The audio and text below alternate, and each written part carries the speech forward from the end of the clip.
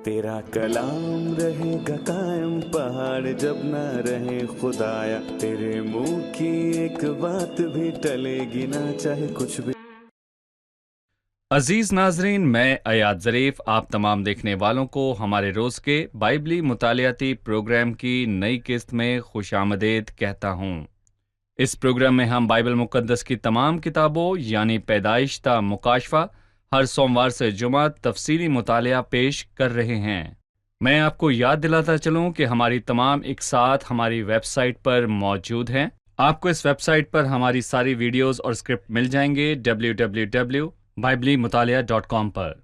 अपने मुताले में हम अज़रा की किताब और उसके पहले बाब का मुतालिया कर रहे हैं, लेकिन प्रोग्राम के आगाज़ में मैं खुदा के खादमीन को खुशामदीद कहना चाहूँगा।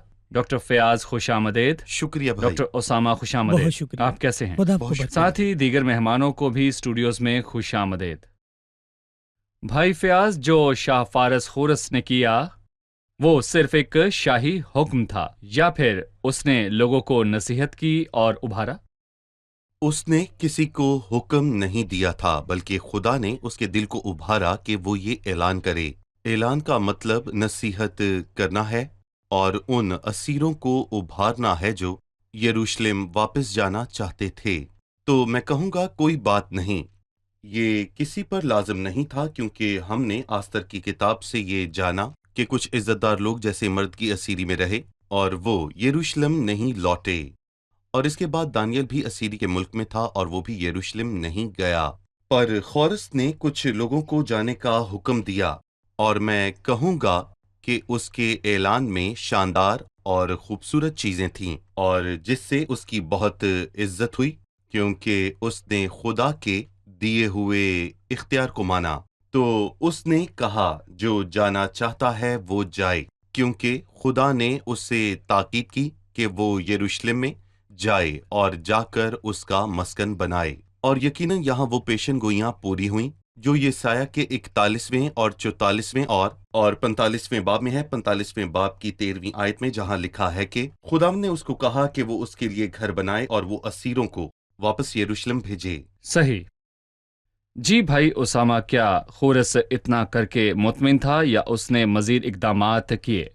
नहीं, वो मुतमईन नहीं था, वो उतना फ्यास था कि 6 और 7 आयत में वो यूं लिखता है, और उन सबों ने जो उनके पड़ोस में थे, अलावा उन सब चीज़ों के जो खुशी से दी गई, चांदी के बर्तनों और सोने और असबाब और मुआशी और अपने देवताओं के मंदिर में रखा था। देखें, उसने लोगों की मदद की और चांदी और सोने की चीज़ें दी और खुदावंद के घर की चीज़ें दी। यहाँ 2 चीज़ें हैं जो खरूज की किताब में होने वाली बातों को जाहिर करती है। पहली चीज़, जो लोग गुलामी के मुल्क से बाहर जा रहे हैं, उस मुल्क में उन पर बहुत जुल्म हुए, पर खुदा ये जानता था और उनको अजर देगा।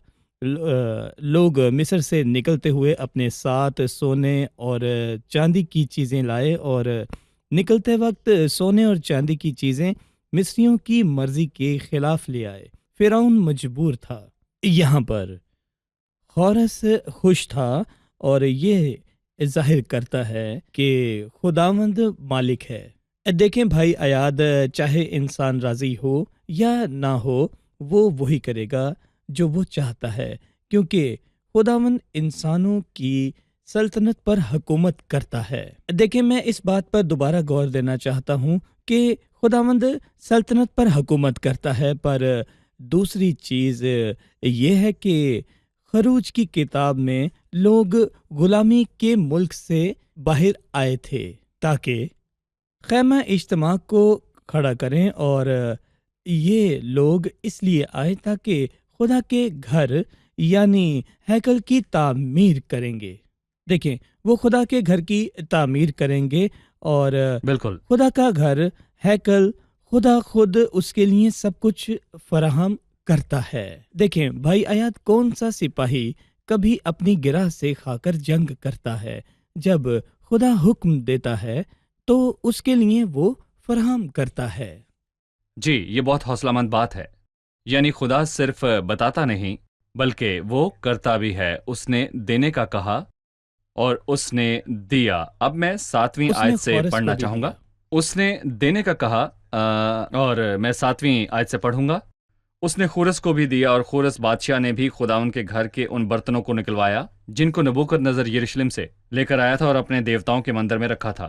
انہی کو شاہ فارس خورس نے خزانچی مترادات کے ہاتھ سے نکلوایا اور ان کو گن کر یہودا کے امیر شیش بزر کو دیا، اور ان کی گنتی یہ ہے: سونے کی 30 تھالیاں، چاندی کی 1000 تھالیاں اور 29 چھریاں، اور سونے کے 30 پیالے اور چاندی کے دوسرے قسم کے 410 پیالے۔ ان سب چیزوں کے بارے میں میرا جو سوال ہے ڈاکٹر فیاض سے ہے، یہاں شیش بزر نامی شخص جو یہودا کا امیر ہے، میں اس کے بارے میں جاننا چاہتا ہوں۔ سب سے پہلے شاہ فارس خورس نے خدا کے ان برتنوں کا کیا کیا جو کہ نبوکدنضر یروشلم سے لے کر آیا تھا؟ آپ اس کے بارے میں کیا کہیں گے؟ شیس بزر زربابل بن سیالتیل کا نام ہے، اور ہم جانتے ہیں کہ اسیری میں بادشاہ اسیروں کے نام تبدیل کرتے تھے۔ مطلب نبوکدنضر نے دانیل اور 3 نوجوانوں کے نام تبدیل کیے، اور نبوکدنضر کا ان کے نام تبدیل کرنا اس کے اختیار کا اعلان تھا، اور زربابل بن سیالتیل کا نام بھی تبدیل کیا گیا اور اس کا نام تبدیل کر کے کدلانی رکھا گیا جو کہ پہلے شیس بزر تھا۔ پر جیسا سلوک خورس نے خدا کے برتنوں کے ساتھ کیا وہ بہت اچھا تھا، اور 3 بادشاہ خدا کے برتنوں کے ساتھ جڑے ہیں اور نبوکدنضر ان کو لایا، اور 7ویں آیت کے مطابق ان کو اپنے دیوتاؤں کے مندر میں رکھا، اور خدا نے استثنا کے 28ویں باب میں کہا تھا، لیکن اگر تو ایسا نہ کرے کہ خداوند اپنے خدا کی بات سن کر اس کے سب احکام اور آئین اور ہر جو آج کے دن میں تجھے دیتا ہوں احتیاط سے عمل کرے، تو یہ سب لعنتیں تجھ پر نازل ہوں گی اور تجھے لے لیں گی۔ اور ان میں ایک لعنت ایسی ہے کہ خداوند تجھے ایک ایسی قوم میں لے جائے گا جسے تو نہیں جانتا۔ اور جب وہ خداوند سے منحرف ہوئے اور یہوہ کی راہ سے پھر گئے تو خداوند نے یہ بات پوری کی، ان کو اسیری میں بھیجا، اور خدا کے گھر کے برتن اسیری میں گئے، اور نبوکدنضر نے یہ کیا۔ اور دانیل کے 5ویں باب میں بیلشزر نے خدا کے گھر کے برتنوں کی بے حرمتی کی۔ جب اس نے اپنے لوگوں کے ساتھ اس میں شراب پی تو خداوند کا قہر بھڑکا، اور اس سے خدا کی بے عزتی ہوئی، لیکن وہ اسی رات مارا گیا۔ بیلشزر کی عدالت ہوئی، اور پھر نبوکدنضر وہ برتن لے گیا، اور بیلشزر نے خدا کی بے عزتی کی اور خدا نے اس کی عدالت کی۔ پر خورس جو کہ تیسرا بادشاہ تھا، اس نے برتن یروشلم میں خدا کے گھر میں واپس کیے، اور خدا کا وعدہ پورا ہوا کہ وہ لوگ اور وہ برتن اسیری سے لوٹ کر یروشلم واپس آئیں گے۔ ہم یہاں پر ایک وقفہ لیں گے، پھر مہمانوں سے دوسرے باب کے بارے میں سوال لیں گے جس میں ناموں کی فہرست ہے جو اسیری سے واپس آئے۔ معزز سامعین، ہم ایک چھوٹے سے وقفے کے بعد دوبارہ حاضر ہوں گے، ہمارے ساتھ رہیے۔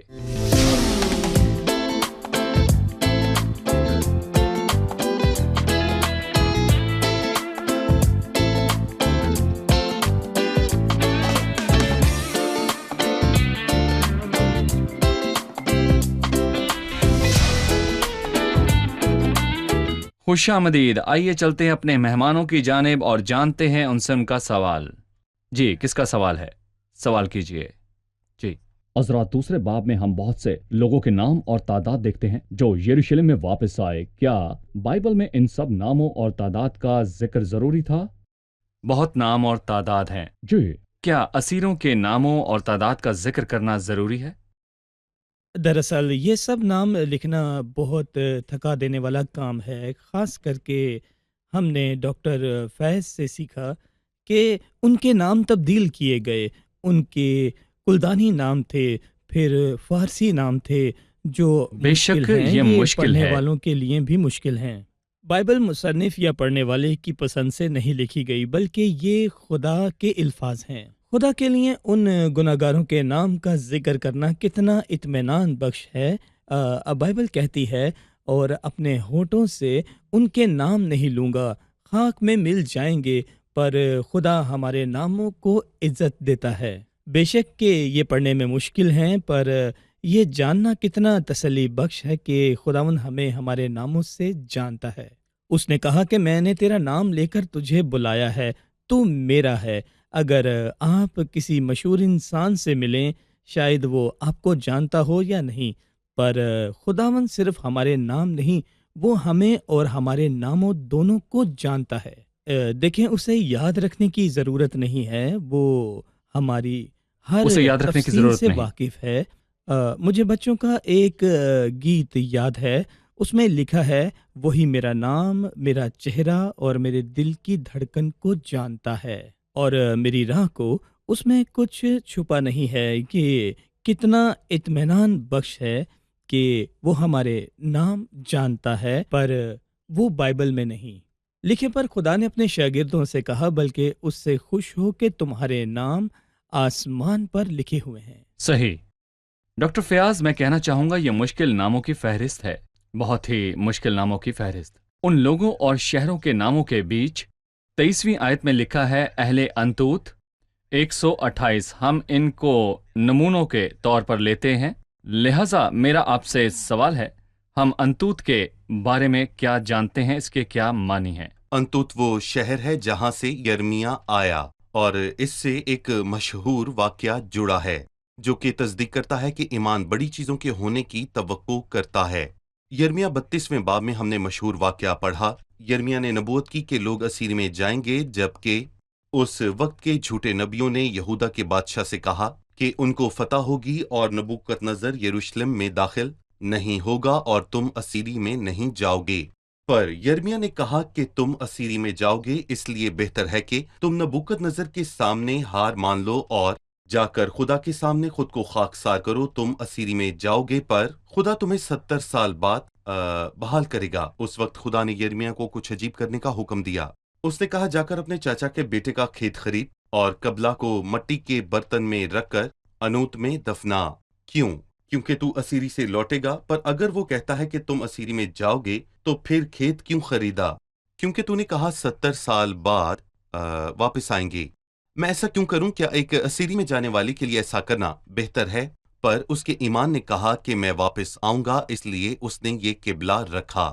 جب واپس آئے تو اپنی خریدی ہوئی زمین کا دعویٰ کرنا، اور پھر جنہوں نے خدا کے کلام کی مخالفت کی وہ مصر گئے اور یرمیا کو بھی اپنے ساتھ لے گئے اور وہ وہاں مر گیا۔ پر میں کہوں گا کہ یہ اہل انوت کے لیے خوبصورت احساس تھا کہ وہ اسیری سے واپس آ کر اس زمین کا دعویٰ کریں۔ یہ اچھا تھا۔ جی، ایمان سے۔ جی بالکل، اور اس سے یرمیا کے ایمان پر روشنی ڈلی اور اس سے یہ ثابت ہوا اور حوصلہ افزائی بھی کہ خدا کے وعدے کے پورے ہونے کا انتظار کریں۔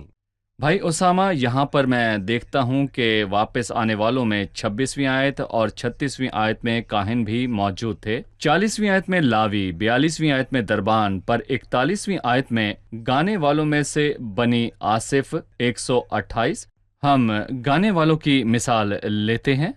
ہم جاننا چاہیں گے وہ اسیری میں کیا کرتے جی۔ تھے، مزید یہ بھی جاننا چاہیں گے کہ ان کا کردار کیا تھا۔ زبور 137 میں غم اور دکھ کی حالت ملتی ہے جب انہیں کہا گیا کہ اسیری میں یہودا کے گیت گاؤ۔ انہوں نے کہا، ہم پردیس میں خدا کا گیت کیسے گائیں؟ اصل گانا تو خداوند کی زمین، خداوند کے گھر میں ہونا چاہیے، اس لیے کہ وہ اتنی تعداد میں واپس آئے۔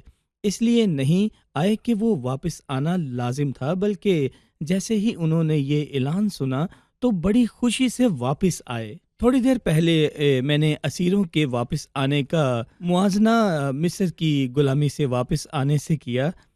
مصر سے نکلتے ہوئے لوگ سونا اور چاندی لائے اور اسیری سے لوٹ کر وہ سونا چاندی لائے۔ پر ایک اور بات عام ہے کہ بائبل پہلے گیت میں ہمیں غلامی سے رہائی ملتی ہے، اور خروج 15ویں باب میں ایک شاندار گیت ہے۔ یہاں بھی گانے والے واپس آئے۔ جب کوئی خداوند کو اپنا شخصی نجات دہندہ مانتا ہے تو اس وقت گیت گانے کا مطلب سمجھاتا ہے۔ اگر خوش ہو تو حمد کے گیت گاؤ۔ دنیا کے گیتوں کے علاوہ وہ خوبصورت الفاظ گائیں، اور دنیا کے لوگ خوش ہونے کے لیے گانے کی کوشش کرتے ہیں، پر جب ہم خداوند کو جانتے ہیں تو خوش ہو کر اس کے گیت گاتے ہیں۔ دنیا کے گیتوں کے علاوہ بالکل خوبصورت الفاظ گاتے ہیں، بلکہ دنیا کے لوگ خوش ہو کر گیت گاتے ہیں۔ پر جب ہم خداوند کو جانتے ہیں تو اس کے خوشی کے گیت گاتے ہیں۔ اگر خوش ہو تو حمد کے گیت گاؤ۔ اس لیے یہ گانے والے خوشی سے واپس آئے اور وعدہ کی خدا کے پاس سرزمین واپس میں آنا ہمیشہ گیت گانے لگے۔ سے جڑا ہے۔ جی بالکل صحیح۔ ہم ایک وقفے کے بعد مہمانوں کے سوالات کے ساتھ حاضر ہوں گے۔ ناظرین، ایک چھوٹے سے وقفے کے بعد دوبارہ حاضر ہوں گے، ہمارے ساتھ رہیے۔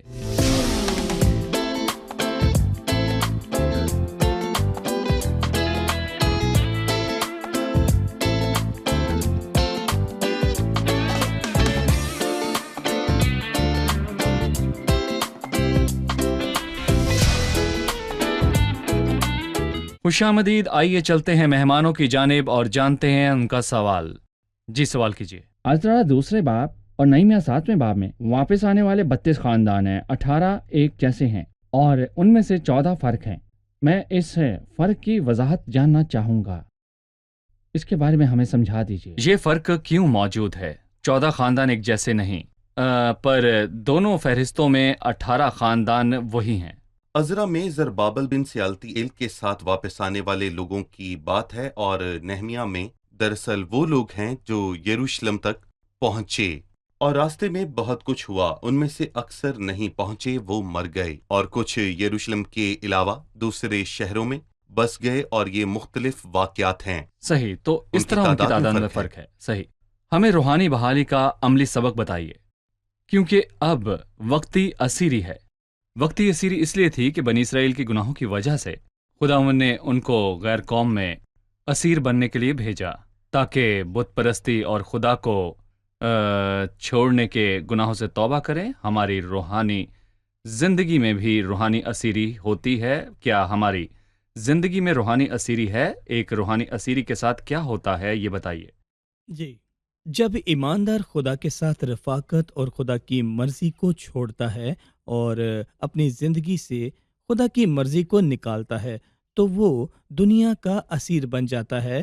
بائبل نصیحت کرتی ہے کہ دنیا اور اس کی چیزوں سے محبت نہ رکھیں، پر آپ حیران ہوں گے کہ یہ نصیحت کس کو ملی؟ ان ایمانداروں کو نہیں جن کی خدا سے رفاقت نہیں، نہ کمزور ایمانداروں کو، بلکہ مضبوط ایمان والوں کو ملی۔ ہم مضبوط ہو اور خدا کا کلام تم میں قائم رہتا ہے اور تم اس شریر پر غالب آ گئے ہو۔ نہ دنیا سے محبت رکھو، نہ ان چیزوں سے جو دنیا میں ہیں۔ صحیح، ایک جو دنیا کا اسیر بننا وہ دماغ تھا جب وہ خدا کی خوشی اور مرضی سے خدمت میں آیا۔ اس کو حاضر دینہ سے محبت تھی کہ یہ روحانی اسیری نہیں مگر جیسے اسیری سے واپس لوٹنے کا موقع ہے۔ پر ایماندار جو دنیا سے جڑا ہے اور اس کی آنکھیں دنیاوی چیزوں پر ہیں، اس کے پاس موقع ہے کہ خدا کو دل دے اور توبہ کرے تاکہ وہ اپنی پاک مرضی سے اس کو قبول فرمائے۔ میں آپ سے بائبل کے کسی اور کردار کے متعلق جاننا چاہوں گا، جیسے یعقوب جب اسیری میں گیا، اس کے واپس آنے کے بعد خدا سے اس کی رفاقت بحال ہوئی، یہ کیسے ہوا؟ دیکھیں، 20 سال اپنے ماموں کے پاس رہنے کے دوران ہم نے نہیں پڑھا کہ اس نے خداوند سے بات کی۔ اس نے کبھی مذبح بنا کر قربانی نہیں چڑھائی، وہ دنیاوی چیزوں میں ہی مسرور رہا۔ وہ اپنا کام سنبھالنے میں ناکام رہا، اسے بچوں کو پالنا نہیں آتا تھا۔ اور میں یہ بھی کہنا چاہوں گا کہ اس کے گھر میں جھگڑے تھے اور اس کے گھر میں بے شمار پریشانیاں تھیں۔ وہ اسیر تھا۔ اور میں کہوں گا کہ ایک اور کردار ہے جب داؤد سکلاج میں تھا اور اس کے اور خدا کے بیچ کوئی رابطہ نہیں ہوا، نہ کوئی ستار، نہ کوئی گیت۔ ان 16 مہینوں میں اس نے کوئی زبور نہیں گایا۔ آخر داؤد وہاں کیا کر رہا تھا؟ داؤد نے کہا، تو میری آوارگی کا حساب رکھتا ہے، جیسے خدا کہتا ہو۔ مہینہ ہو گیا 2، 3، 4 یا 10، 16 مہینے ہو گئے میں نے تیری آواز نہیں سنی۔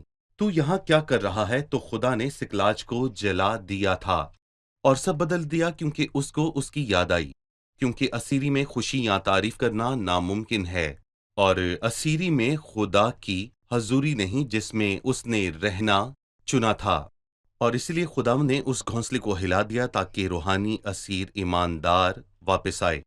صحیح، جب یعقوب اس اسیری سے واپس آیا تو وہ خوش آخری تھا۔ دنوں میں خدا اور اپنے رشتے کے بارے میں اس کے کیا الفاظ تھے؟ دیکھیں، میں کہوں گا کہ 48ویں باب میں اس نے خداوند کو 7 بار بیان کیا کہ اس کی روحانی حالت بہتر ہوئی ہے، اور اس کے بعد اس نے خدا کی 7 خوبصورت خصوصیات بیان کی کہ خدائے قادر مطلق اور پھل دینے والا خدا، برکتوں کا خدا اور ناممکنات کا خدا۔ اسے امید نہیں تھی کہ وہ یوسف کو دیکھے گا، پر خدا نے اس کو اس کے بچے بھی دکھائے، اور وہ فکر کرنے والا خدا ہے۔ صحیح، وہ وعدوں کا سچا اور اپنے نام کی خاطر ایسا کرتا ہے۔ یہ فضل کا خدا ہے، وہ میری جان کو بحال کرتا ہے، وہ مجھے اپنے نام کی خاطر جی، صداقت کی بالکل۔ راہوں پر لے چلتا ہے۔ بہت شکریہ۔ اب ہم جانیں گے مہمانوں نے کیا سیکھا۔ اس کہانی میں یہودا کے امیر شخص بزر کا نام ہے۔ وہ کون ہے؟ ہم اس کے بارے میں کیا جانتے ہیں؟ ہم نے سیکھا کہ یہ زر بابل بن سیالتی ایل کا کلدانی نام ہے۔ کلدانی نام ہے، صحیح۔ تین بادشاہوں نے خدا کے گھر کے برتنوں کے ساتھ کیسا برتاؤ کیا؟ بنو قد نظر نے خدا کے فیصلہ کو پورا کیا، کیونکہ لوگوں نے خدا کو چھوڑ دیا، اور خدا نے کہا تھا کہ اگر تم مجھے چھوڑو تو ایک غیر قوم میں اسیر بن کر جاؤ گے۔ وہ ان کو اور ان کے برتنوں کو لے گیا۔ دوسرا بادشاہ بیلشزر ہے، اس نے خدا کے گھر کے برتنوں کی عزت نہیں کی اور اس میں شراب پی، اور وہ اسی رات مر گیا۔ اور تیسرا بادشاہ عزرا کی کتاب میں خورس بادشاہ ہے، اس نے خدا کا وعدہ پورا کیا کہ لوگ اسیری سے واپس جائیں گے۔ صحیح، خدا آپ کو برکت دے۔ بہت شکریہ، خادمین کا بھی شکریہ۔ اگلی قسط میں ہم مطالعے کو جاری رکھیں گے۔ عزیز ناظرین، خدا نے اپنے وعدوں کو پورا کیا اور وہ اپنا کہا ہوا ہمیشہ پورا کرتا ہے۔ اس نے لوگوں کو اسیری میں بھیجا تاکہ اپنے گناہ کی سزا پائیں، وہ پاک ہوں اور بت پرستی کو چھوڑ دیں، پر خدا ان کو وقت پورا ہونے پر واپس لایا۔ عزیزو، میں آپ سے کہنا چاہتا ہوں کہ خدا کو سب پر اختیار ہے۔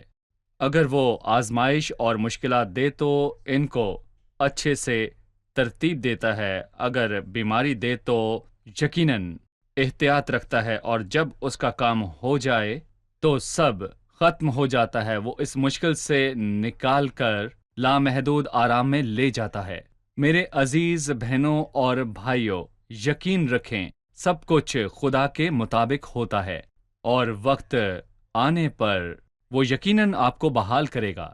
اگر آپ نے کئی سال اس سے دور اور بائبل سے اور گیتوں سے دور گزارے ہیں تو بائبل مقدس بتاتی ہے کہ گانے والے واپس آئے تاکہ حمد کریں۔ ہو سکتا ہے آپ ایک لمبے عرصے سے گیتوں، دعاؤں اور خدا سے دور ہوں، لیکن واپس آنے پر آپ کو خدا کی طرف سے بحالی ملے گی۔ آپ گیت گائیں گے، خدا آپ کو بحال کرے گا۔ اپنے گناہوں سے توبہ کریں، حقیقی توبہ سے خداوند کے پاس لوٹیں، اپنا ساز اٹھائیے اور گائیے۔ اگلے پروگرام میں آپ سب سے پھر ملاقات ہوگی۔ خدا آپ کو برکت دے۔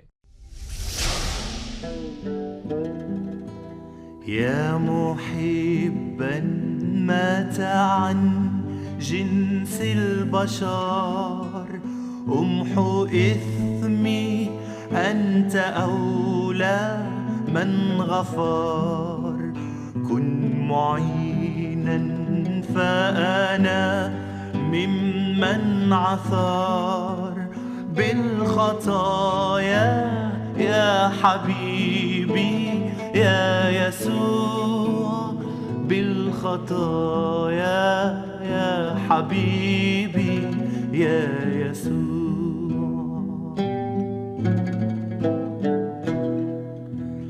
أنت حصني وإليك الملتجى منك ألقى بالتجاء الفرجا فأعن ضعفي وولد بالرجاء بخلاصي يا حبيبي يا يسوع بخلاصي يا حبيبي يا يسوع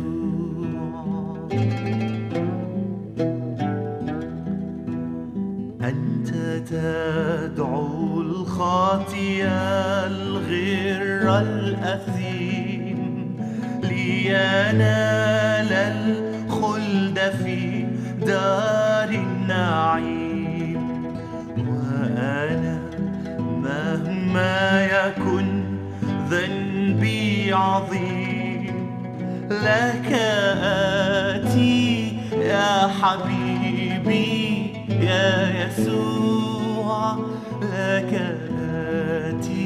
يا حبيبي يا يسوع.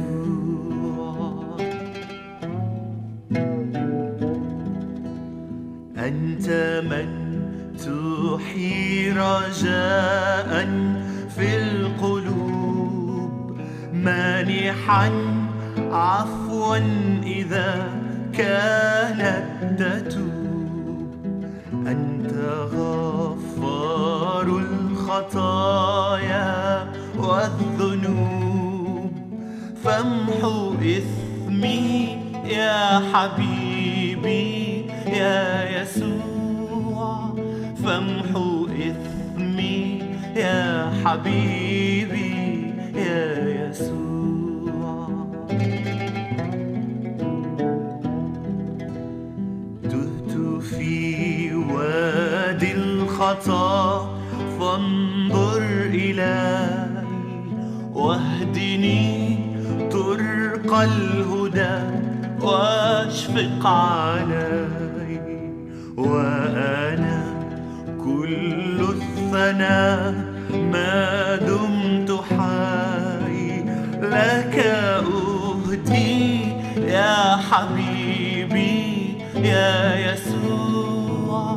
لك أهدي يا حبيبي يا يسوع.